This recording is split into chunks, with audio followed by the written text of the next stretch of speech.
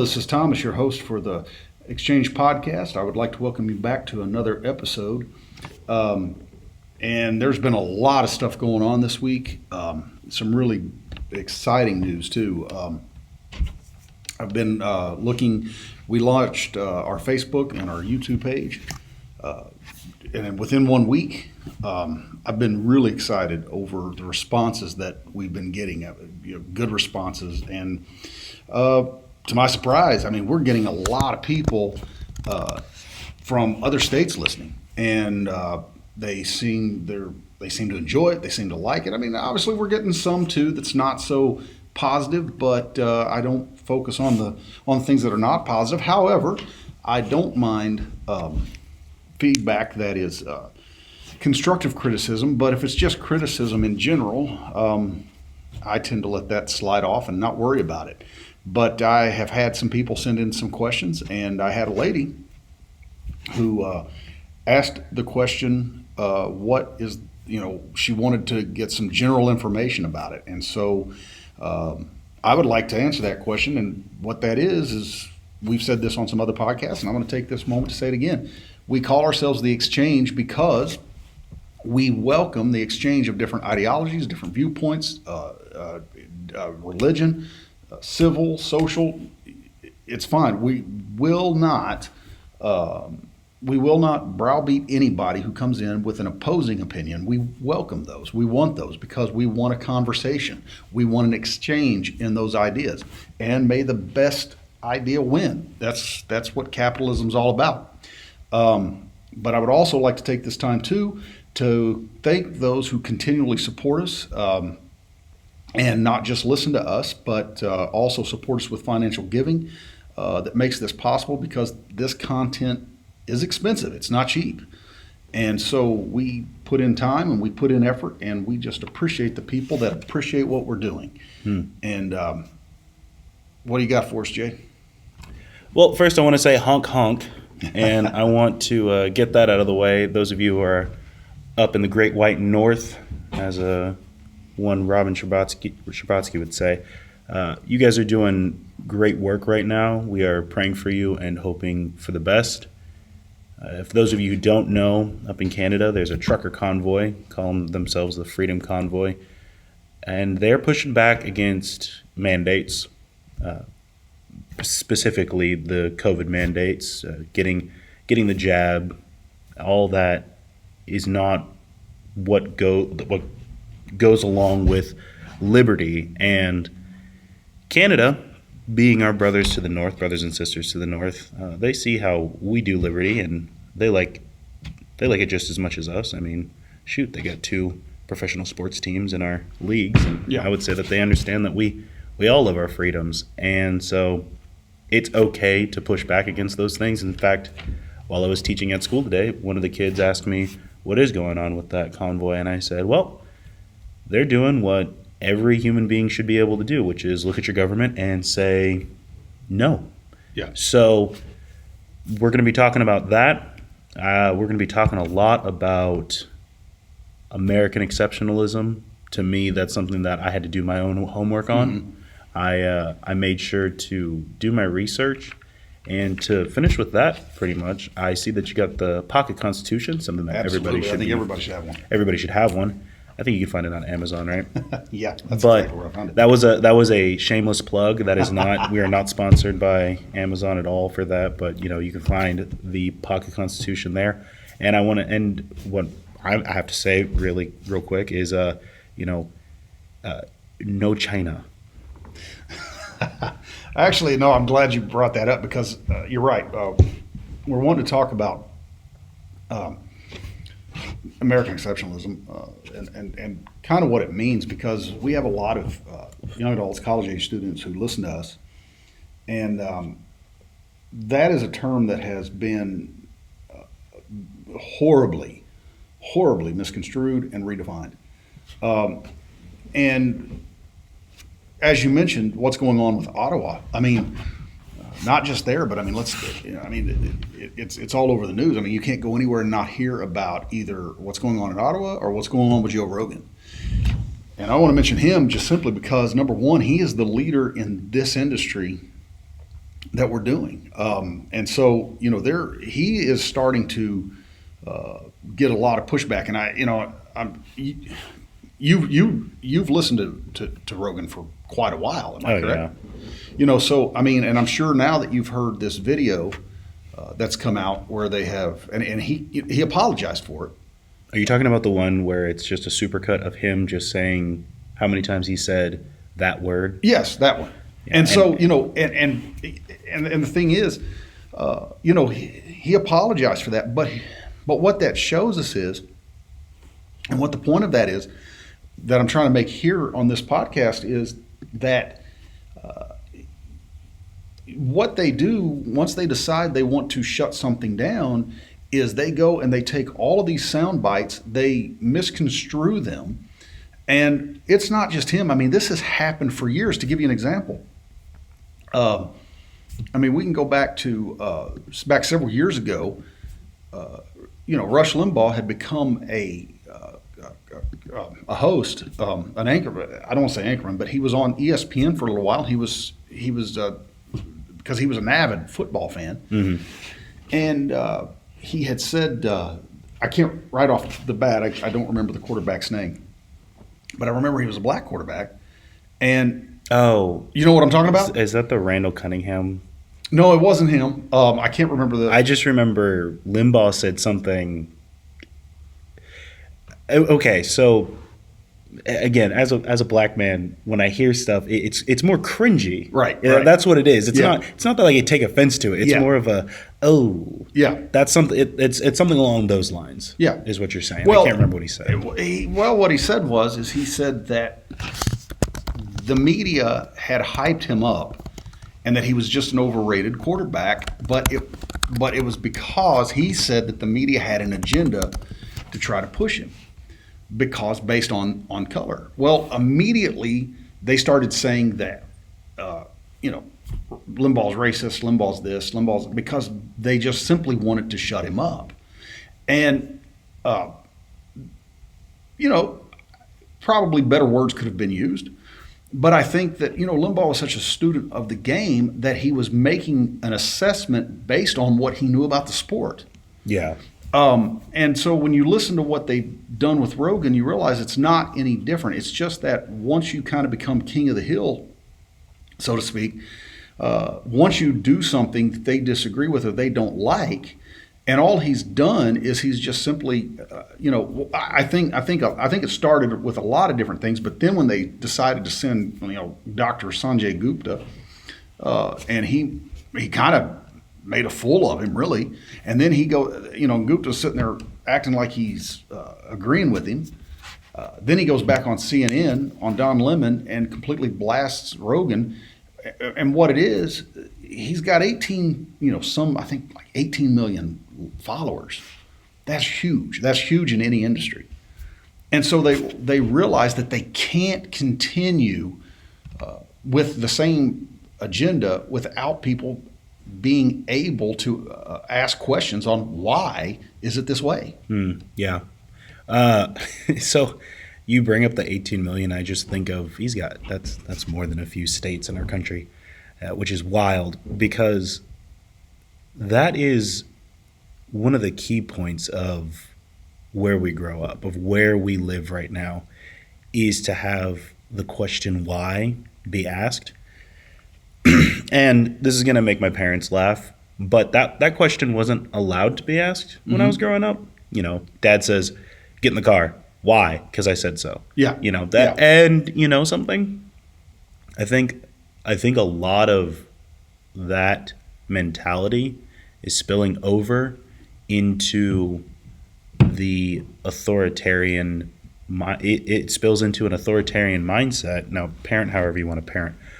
So much so, if I'm to circle back, so much so that when a government official like Trudeau or our president and vice president and different people in the government saying we need to silence these things, people have different ideas, inappropriate ideas. That's a quote by Trudeau saying inappropriate ideas, which first of all, If that doesn't fire you up, Yeah. it should. Right. Because if a government ever says, hey, you have inappropriate ideas, you can say, hey, you can shove it. Because that's what it is. I'm respecting the rules we have here. We're not trying to cuss or anything, but I get fired up by that because the thing is, no, it's not because you said so. You work for me. Okay? We put you there. Right. We'll take you out. However you want to go out. Mm-hmm. This isn't a call to arms. This is what we get to do. We get to say things like, hey, you're not in charge. Yeah. You're there to represent us in front of the whole world. Yeah. And that's it. Yeah. So when they say things like inappropriate ideas or Joe Rogan is saying these certain type of things, and then they go on a smear campaign of just a supercut of taking things out of context, because the thing is, when someone says the N-word, if you're quoting it, like if you're reading a book, what was that book, Tom Sawyer? Yeah. And there's the N-word in that book. Every kid in that class giggled because they were getting ready to say that word. And here's something I told my parents. Everyone has said that word since the day the internet was made. Mm-hmm. So here's what's happening. They took all those clips, and that's it. They took them out of context. He's just saying, N-word this, N-word that, N-word this. That's dumb. It's very dumb because it's out of context. It's not right. Okay? If somebody comes up to me off the street and says, what's up, blank, and they don't, they're just asking me how I'm doing, I'm going to chuckle because I'm not expecting it, but I'm also going to say, I'm good. How are you? Right. But if somebody comes up to me and says, you're a stupid blank, there's a difference. Yeah. That's not being, first of all, that's an insult. It's not being oppressed, but it is an insult. But you can't just misconstrue things like that. If somebody wants to say that word, they can say that word. Now, how you say it, that's going to land you in a world of trouble, or it's going to be, hey, he's just reciting something. Well, to kind of bring this back, and as we said, everything we do is biblically based. What we talk about, because again, and before we go any further, I want to bring to mind, I want to bring to attention rather, to thank Living Water Church, where we currently host our studios. But I say that I say because what they're doing to Rogan is not where they've just started. This has been going on for years, and I'll give you an example. And I remember as an 11-year-old kid when Tipper Gore, who the ex-wife of Al Gore, decided that she wanted to do a rating system on music. Oh, parental guidance. And I can even remember, man, with me and my friends, and I like I said, I'm 11, 12, somewhere around there, and we're going, this is this dumbest thing that we've ever seen, because all this is going to do is it's going to allow music now to have an open door to do anything they want. Yeah. And then a few years later, they do the rating system on TV, and I don't know if you... because obviously people that know us know there's an age difference between us. And I can remember that when a movie came on theaters, it was about a 3-year process from the time that it was on the theaters to the time that it made it to the living rooms, because there was such an editing process that went into it. Because they couldn't play the same movie that you paid a ticket in the theaters to go see. Right. So what they did is all of a sudden now there's a rating system on television, and to quote again, and I know we're giving a lot of free advertisement. To quote again, we're not supposed to give free advertisement, by the way. I remember listening, 13, 14, and I've always loved talk radio. And Rush Limbaugh then said they have created now open season for everything that comes into a family's home. And they can do anything, say anything on those shows that they want to say. And we can, if you have cable, you can see that. There's a lot of stuff that comes in that, as my dad used to say, I wouldn't set a dog in front of. Now, I'm not here to try to, go on some tangent about, what you should or shouldn't watch. But what I'm saying is that there are so many people that were okay with the rating system and with certain things being done to shut certain things down that they didn't agree with, that now all of a sudden it's kind of coming back, if you will. And one of the things that has been used for years, and you mentioned that I've got the pocket Constitution. I think everybody should have a copy of the Constitution. You should read it. You should try to understand it the best that you can. Not just the federal, but you should have a state too, because there's a lot of laws out there that they're hoping you don't know. Oh yeah. And one of the biggest that people do not realize that is used in order to keep the church. And the reason that I want to talk about Rogan isn't because he's the hot topic right now and everyone else is talking about him. I want to talk about him because this is something that they have used against the church for years, and it's called the separation of church and state. And everybody's like, oh, that, even our courts will cite that in order to keep certain things of the church outside the arena of social and civil politics. That's not even in the Constitution. It was a letter, it was something that Thomas Jefferson wrote to the Danbury Baptist, and in it, they were questioning certain things about their rights and how they would be able to speak out concerning the First Amendment. And he writes that, and here's the notable thing. Jefferson was not at the Constitutional Convention in 1778, and he did not serve on the Congress under the new Constitution. So when he writes them this letter and he's talking to them about this, it's like you and I talking right now. Neither one of us are necessarily constitutional lawyers at all, Nope. And we haven't served in public office, but he's simply writing something based on an opinion, but it has turned into an agenda in order to keep a certain segment quiet.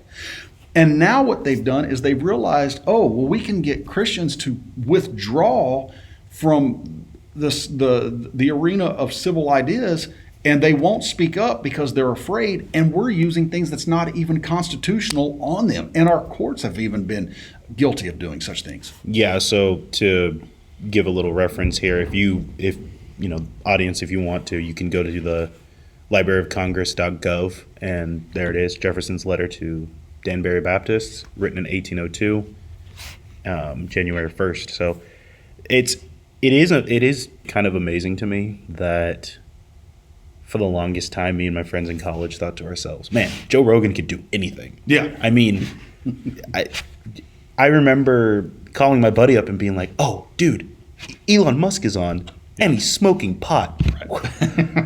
It was just, it was dumb. It was goofy. Yeah. And then all of a sudden, because the thing is, that's all he's been, is just a goofy guy with his friends. Right. And if he brought on somebody profound, he'd let them talk. Yeah. And if it was him and his friends, they're all having a good time, just joking around, talking about different stories and stuff. Mm-hmm. And now it's, he's talking about things we don't want him to talk about. Yeah. And, a lot of people would say, oh, you're just quoting 1984 because, you read it that one time in high school. I did read it that one time in high school. And then I had somebody, give me the summary because I needed to be reevaluate on it. And the thing is, guys, don't let them control the way you think. Just don't. It's okay to ask questions. It's okay to ask those things. And it's okay to come to a conclusion from the answers that you get. Sure, some of the answers you're not going to like. Some of the answers you are going to like. And then sift through that and then figure out what it is you've come up with. And sometimes you're going to get people, sometimes your loved ones, telling you you're an idiot.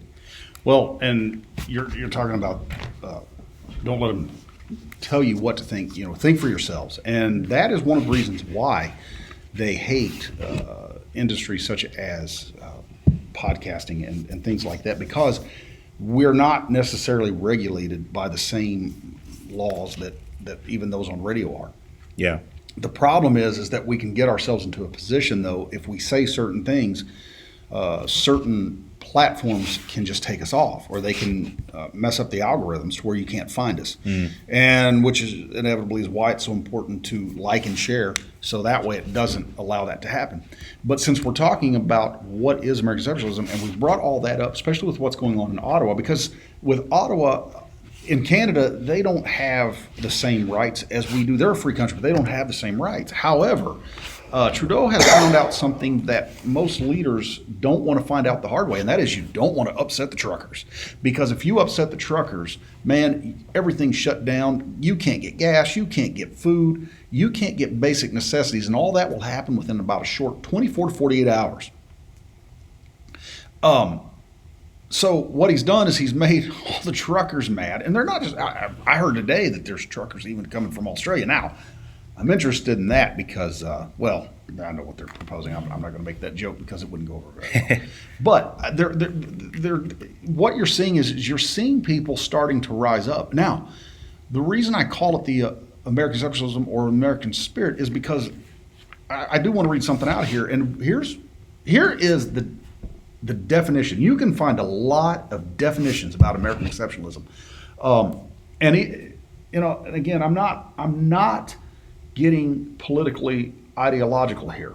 I'm not attacking a political platform. I'm not attacking a political party, but probably where we really started hearing about American exceptionalism mostly was from President Barack Obama, and he kind of defined it as a way of it's kind of the Americans' idea that we just kind of get the head place at the table because we're from the United States.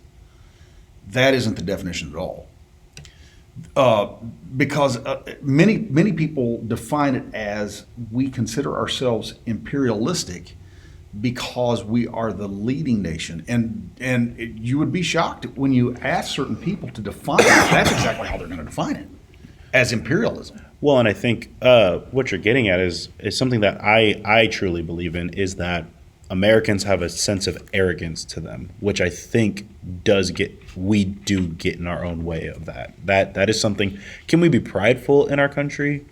Sure. I'm very proud of where I live. I'm very proud of my fellow American, whether they are immigrants who did everything they needed to do to become Americans, whether they were born here. I'm very proud to stand next to an American who went to prison for a while, got out, did his time, and is doing his darn best now. I'm more proud of being around him than I am around other people around the world, and that's okay. I'm not saying I shun other people, but I'm proud of that. The arrogance is the part that I think Obama. And again, I'm not as smart as Obama. I'm not claiming to be, but I believe he was misconstruing.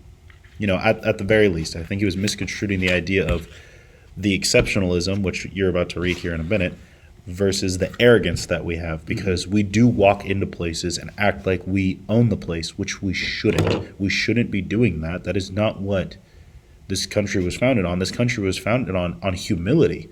I think we have the best example of humility is when we beat the British Empire. If we could beat them, somebody could beat us. Yes. So let's be humbled about that. Take pride in what we do, and figure out what the real American exceptionalism is. Well, the reason why I brought this in is because American exceptionalism it's actually found in the Declaration of Independence, and I'm going to read it because I don't want to pull off a Joe Biden and say we hold these truths to be self-evident that all men, the thing. I don't want to do that. You remember when he did that back in the so I don't want to do that. I actually want to be able to quote it all the way.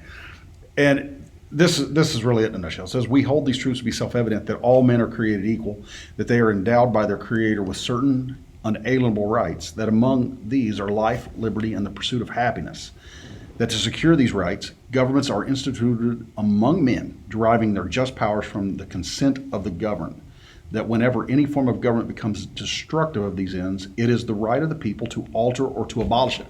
That is American exceptionalism, because what it is for 2,700 years prior to that, people served kings that were ruling by divine right, the kings that were there because they were gods. Whatever the case may be, the king was what was looked at, and so the people got their rights, whatever rights they had, from the king, or they derived it from the government.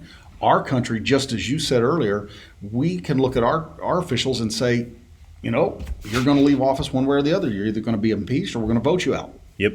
But once we decide we want the power back because we feel like you're abusing it, we have the rights. And that is what the Declaration of Independence says. It says that when these governments cease to represent the will of the people, it is the right of the people to abolish it.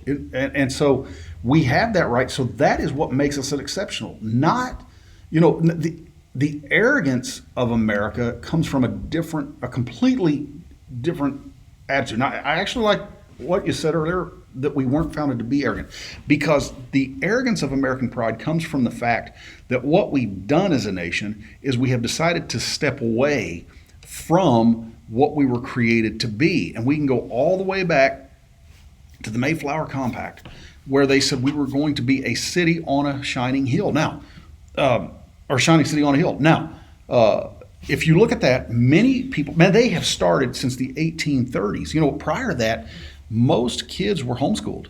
Yeah. And, COVID actually brought a lot of that back. I mean, parents were homeschooling their kids. And so, kids were homeschooled, and it was overseen in the villages when they would school these kids. They would educate them. It was overseen by the parents and by the leaders of the church. Yeah. And it was somewhere around 1830 that they began to start to try to change this. And they've been working at it for a long time. And what they've done is they've started to indoctrinate kids from the time they go to school all the way through college. And so then by the time these kids graduate and get out of school and start their lives, now all of a sudden, what is true American exceptionalism, what is really given to us, and that is, number one, the reason that the church is so important, the reason that faith is so important, is because our founders believed that our republic was meant for a moral and religious people, and what that meant is that we were guided by a moral principle. And the moment those moral principles are chipped away and destroyed, then we have no other option but to come under control, because their belief is that we were ruled from within, and only a righteous person who had a faith in a higher being. And that is one of the things that separates a lot of conservatives from the liberals, or left from the right. One of the things that separates them is that many people on the right, I'm not saying all of them, but many of the people on the right still have a faith that there is a God. And so therefore there's more to live for than just the here and now for yourself. Okay, so a lot to unpack there. I'm going to do the whole live for yourself, because here's the thing. The freedom to choose not to do what the world wants you to do, Yeah.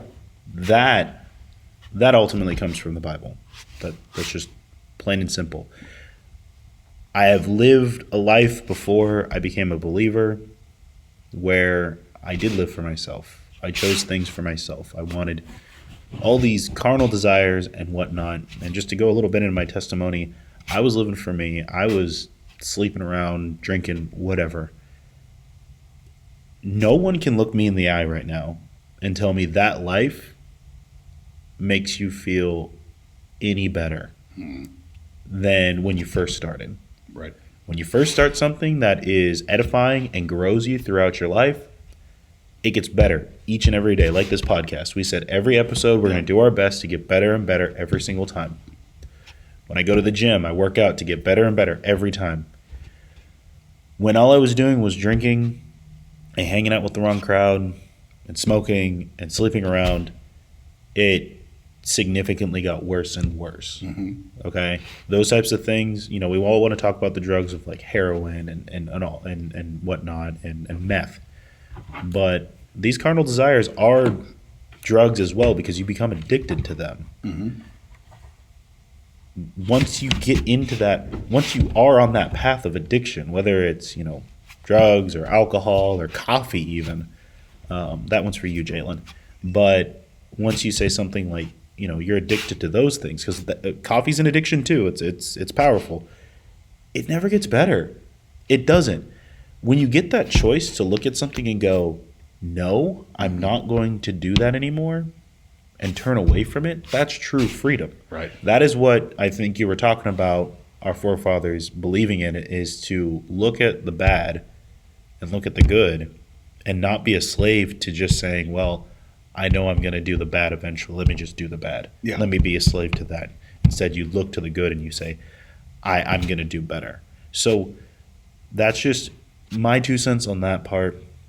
The next part was actually, I have this article pulled up here from Timcast to go back to what you were saying about our government, and how they don't like it so much that they're coming in, and that, to go back to one of our old podcast episodes, they are becoming the bully that they think that they're stopping. Yeah. From timcast.com, there's an article: Canadian judge bans honking in downtown Ottawa for 10 days. A judge has banned protesters in downtown Ottawa from honking for the next 10 days. The order comes 11 days after truckers arrived in the nation's capital following cross-country convoys that begun at both coasts. What type of crap is that, where you're driving your car, and I don't know if you've ever been to a city, Thomas, which I'm sure you have, everyone honks. Yeah. You're going to honk at one point, but you can't honk right now. Think of that type of pettiness, to where the government comes in and says, hey, we don't like this honking. It's bothersome. We're going to ban it. Here's the thing. I get it if you put a train horn on your truck. Those things can be damaging to the ears for sure. Mm-hmm. And someone could articulate that no is a no-go. But hey, no, if they're honking, like, this is a protest. And just like some of our favorite senators and vice president once said, protests are meant to make you uncomfortable. So deal with it, government. Or like we said, you can either leave one way or the other. And so this is just one of those things that, guys, in America, we have these rights that we get to do these things where we can scream as loud as we want, yell as loud as we want, speak these truths, and we don't have to worry about it, which is why I'm going to go out there I'm speaking for myself. I don't know where Thomas is on this, but guys, if you can, find a way to support these truckers, like in any way, prayer, finances, whatever, because GoFundMe can go jump off a cliff. They canceled the $9 million that were saved up for these guys. Cut it. Okay. Police. And I will say, I'm not going to mention any names because we can't, but there are other ways to support financially. Right. Besides the GoFundMe. So the other thing is that the police are now seizing fuel and supplies for these protesters. So, for instance, certain protests that were happening in the United States where they built these wonderful camps that they had. I can't remember what the name was. It was like Chud or something. I don't know. I don't care. But when they were doing that and people were dying in those places and the police were doing absolutely zilch. Yeah. No, in Canada, it's okay for the police to come in and seize fuel and supplies from the protesters who are peacefully protesting. Granted, again, if somebody wants to articulate in a certain way where, yes, we should stop honking between certain hours, sure, go ahead. But if people want to donate supplies and say, hey, here's a sandwich, here's a cookie here, here's some food, here's some clean clothes, can we take yours so we can wash them? If being good Samaritans, because that's what people do when they see a just cause, that's okay. It's not okay for you to take things like that. You can stand in front of them and say, hey, we're going to be here so nothing gets out of hand. But other than that, step off, support the truckers, and honk honk. Is that kind of like, you remember when Coca-Cola did the Be Less White campaign? Is that kind of the same thing as like, Canada's saying don't be a honky? Maybe it's an anti-white joke. Was there a be less white thing? Because if I do like less white of me, then like all I will be is the other 50%, and that other 50% has worked out well for me, and it's all right. But I mean, I don't think I could do any less. Well, I mean, I enjoy both sides of me. Canada is the Great White North, so I don't know how this is going to work out for them. But no, getting back though, I mean, you're right, and in a city, everyone honks, and a lot of the stories that are coming out of there are completely false. Like there was one saying that there was a Nazi flag that was up there. Oh. And yeah, I saw that. And then there was another, the Confederate flag. Confederate flag. That's my gosh. That has absolutely nothing to do with Canada. A Canadian may just look at that and be like, okay, whatever. But they just like the whole thing with Joe Rogan, they create the narrative. And that's what we have to be very, very careful of, because we have to, this is why that I'm saying, the scripture tells us, to study to show yourself approved. We have to know what it is that we believe. And why I want to talk about this is because, if you go all the way back to the founding of this nation, and I know that, man, many of the people that are on the left absolutely despise the Pilgrims and they despise the Puritans, and they always want to bring up that little, point in history where there was the Salem witch trials, and yes, that was horrible. Yes, that shouldn't have happened, but it was a mistake that they learned from. It was never repeated, and it shouldn't have happened, but it did happen. But we don't throw the baby out with the bathwater. That's a bad pun, talking about that. But we don't. We just simply don't go, well, they did this, so that means they've always got to be bad. No. The reason let's just get down to the bottom line of why they hated the Puritans. It was because the Puritans believed that you should put your trust in God. And by putting your trust in God, you follow your faith. So what I'm saying is, what we're seeing occur all over the country when we call it, you've heard the term the American spirit, right? We're seeing that all over the world because Ronald Reagan said that you can go to any other country, and in any one of those countries, you will never become, even if you take citizenship, you will never be Italian. You will never be Japanese. America is the only country that you can come from any place in the world, and the moment you take citizenship, you become American. Yeah.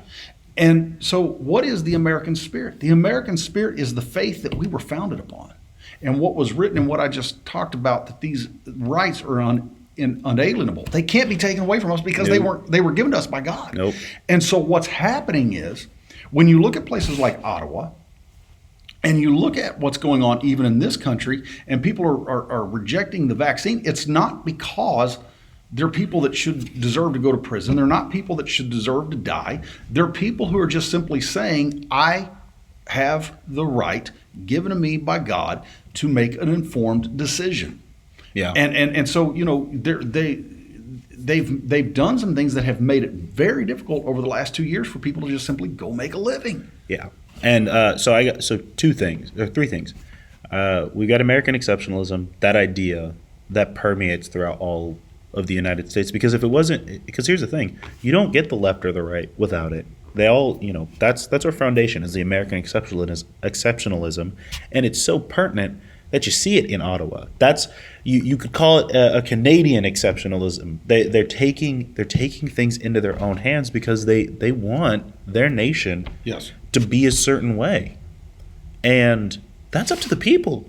That is always up to the people. And I want to bring that up. When I say American exceptionalism, this did not originate with America. It's just that America is the first country and the longest lasting country to be the republic that we are. And so what I'm saying is that people are starting that. I personally think that there's a great awakening that's starting to happen because people are starting to awaken to this fact that they have certain rights that were given to them by God. And that's the reason I'm talking about American exceptionalism. It has nothing to do with the United States. It has to do with humans' relationship to God and God's relationship to man. And then this is my third point I was going to get. I'm actually glad you brought that up because it's a great way to segue into this part. You want to see a lack of exceptionalism. You want to see a lack of individualism. You want to see a lack of any type of idea of a God, because that's the thing, is that I truly believe that Jesus Christ died on the cross for my sins, and that his Father, God, sent him down here to do such a thing so that the Holy Spirit could dwell within me. However, if somebody was to tell me, well, I believe in Allah or whatever, okay, but you still have the same idea that your rights came from that being. So without that cornerstone, you have China. Yeah.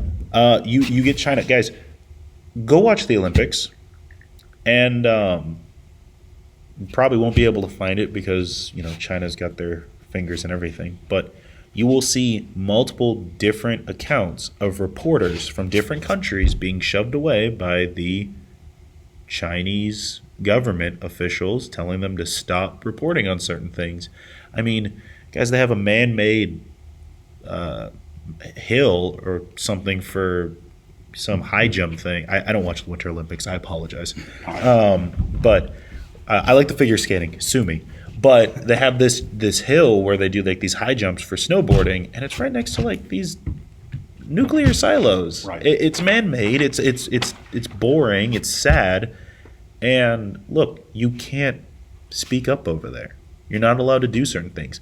When that country is so oppressive that they tell Disney, take the black guy out of the poster for the new Star Wars movie, yeah, they did that. Look it up. Find the poster that went to China, and Finn, the black stormtrooper that everybody got super excited about, me included, gone, because that's what a strict, totalitarian, oh shucks, I'm missing the word, communist society is going to do to you. Now, they're like a pseudo-communist capitalistic society because how do they make all that money? Right. But, you know, when they're in there telling their people, this is how you think, this is what you need to do, you know, man, that is without any type of exceptionalism for yourself. So when we're talking about Ottawa, because I know we kind of like bounced between the borders of United States and Canada, there's an underlying theme between both of those nations right now, especially right now with these truckers. And it's that exceptionalism, that idea that you have for yourself that is only given to you by God. Right. Nobody else can take that away from you. Nobody can take your thoughts away. Nobody can make you think a certain way. Look, I like Spider-Man 3, and a whole bunch of people are going to tell me I'm an idiot because I like Spider-Man 3 with Venom in it. But guess what? It doesn't matter. Yeah. They can't take that from me. Well, and I also want to point out, we mentioned the First Amendment and why people want to use that as separation of church and state. Now, we've been talking about, how that American exceptionalism works as far as government, as far as people are concerned. But see, one of the reasons why, and I absolutely believe, as one of our founding fathers said, that he said, as he got older, he saw that, and I'm paraphrasing, but he saw how God worked in the affairs of men. And, some people want to say, well, the church is all messed up because you've got Protestants and you've got Catholics and you've got, this group and that group. And so therefore, the Christianity can't be right because they're so splintered. Well, first off, God wants us to think for ourselves. And so when you look at the United States and what it says in the First Amendment is it says that Congress shall make no law about established religion. What that meant wasn't that the church couldn't have any say in the state. What that meant is that the church, and I took this from a constitutional scholar and a lawyer. It's who I read, and this was his interpretation of it. That they made that so that Congress would not have a state-ran church. So you have the freedom of religion, whether it be Christian, whether it be whatever, but it is for you to make your decision and to decide. And the government would not tell you, because it's not just that you had a king that was that ruled by divine right, but in these instances, the church would feed the nation the king because the king would use the church, and it was working in tandem to bear down on the people. Well, yeah, wasn't it the Church of England where they split off from the Catholic Church, and the king was like, well, I'm just going to do my own church then. Yeah, because of the divorce. Yeah, so, I want to get a divorce, and, we'll keep the Bible around, but this church, you're run by me. Yeah. And see, that's what people often forget is that these founding fathers were escaping that. Mm-hmm. Where some of them weren't believers. Most of them were, but some of them weren't. And they just wanted to make sure that no government could tell you how to think or how to believe. Look at that. It all circles back to the same thing of no one can make you believe in the God Most High that I believe in. Right. Okay? You can come to that by yourself. Yeah. And that is all For those of you who are believers listening to this podcast, that is all Christ died for, so that you can make that decision. He doesn't say, I knock on the door with a sledgehammer because I'm coming in. He says, I knock so that you may answer, because you may not want to answer. And that's all it is. That's where that idea comes from. The idea of free thought comes from the Creator that didn't want robots as servants. He wanted people to love him enough to choose him, because we all know that when somebody needs you, you're only good to them when that need is applicable. But if you have somebody who wants you, like I've learned in my marriage with my wife, who wants you through the sickness and the health and all that craziness, that's what true love is. Mm-hmm. That's that free thought. That's what that is. And that is what we're trying to talk about. The American exceptionalism is finding the love that you have for yourself to know that you're going to stand up and say, this is what I believe. And just because you disagree with me, with us, with anybody, whether you're on this podcast or you're at the bar or you're at church or you're hanging out at work, no one can take that away from you. Yeah. And I'd like to take this time too, because I'm not trying to be somebody who's just trying to bring in depression or be a prophet at doom, as they call it. But I do think that if you look at how things are going in the world today, you cannot give an honest assessment and say that things are not bad. And we, as I stated earlier, our studios are hosted at Living Water Conway, and I would say this to people that are in Central Arkansas, Conway area. If you're not a part of a body of believers, I would say it's very important right now to become one. You need to have your faith grounded in something very solid. Yeah. And because this is an outreach for Living Water, I would invite anybody to come here if you're within the area. We'd love to have you. The church would love to have you. Yeah. But if it's not, then I would say find somewhere to go and become a part of it. Get grounded, get rooted, get connected, because I don't know. I mean, I'm not saying everything's going to collapse and fall apart. But what I am saying is, you don't want to find yourself in the middle of a predicament if things are bad and you're the lone wolf. You need to have a connection, and you need to be able to get into something where you can understand, and someone's teaching you the Word of God, someone's teaching you about God, someone is there, and it's feeding your faith and it's strengthening your faith. Because I can tell you this, what many people want to do is they want you to turn your eyes towards a government to be your provider. And as JaVaughn said, if you really want to see what it's like to lose uniqueness, look at countries like the former Soviet Union of Russia. And that country still to this day is reeling and in desperate, dire straits in many ways because of 80-some years of communism, where God was expelled out of the country. He was never expelled. He was still at work. But they forced the people to look at the government as God and as the provider. Yeah. This is one of the few places, I'm talking about church in general, especially the church I go to. This is one of the few places in your life that you will find somebody who is a single parent with multiple kids sitting next to a millionaire. Yeah. This is a place where Black, white, Cuban, Asian sit next to each other and come together to worship and enjoy each other. But that black person, that white person, that Cuban person, whoever, Hispanic, however you want to look at it, they will sit with each other and talk about different ideas. And here's the thing.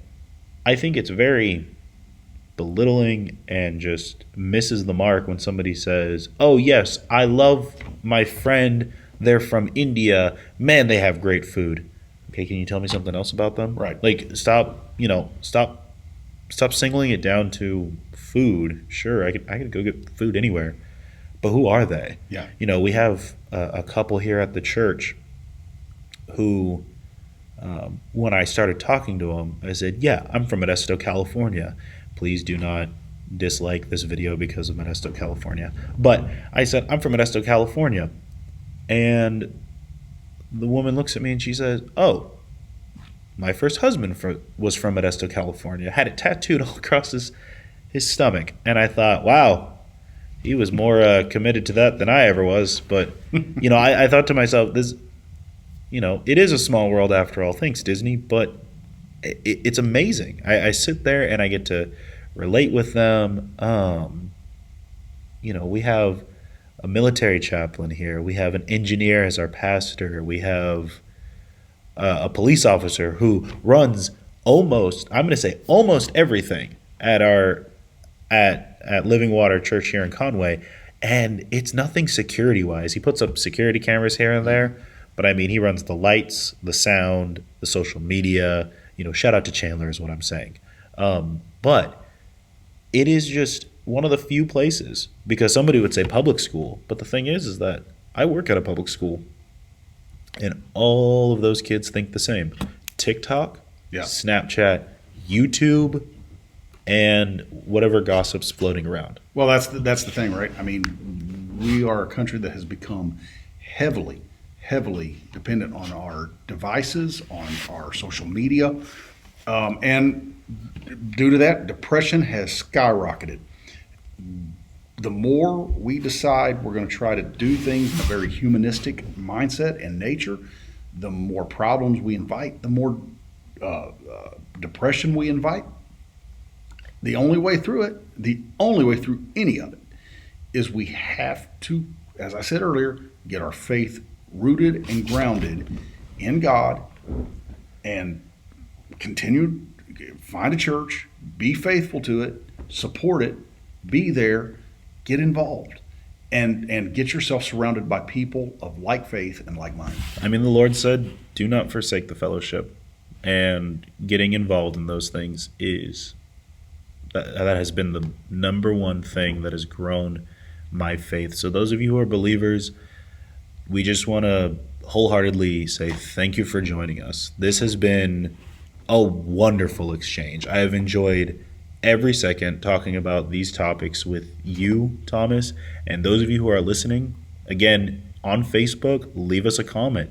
Leave us some constructive criticism. We'd love to do better for you guys every week. Thomas?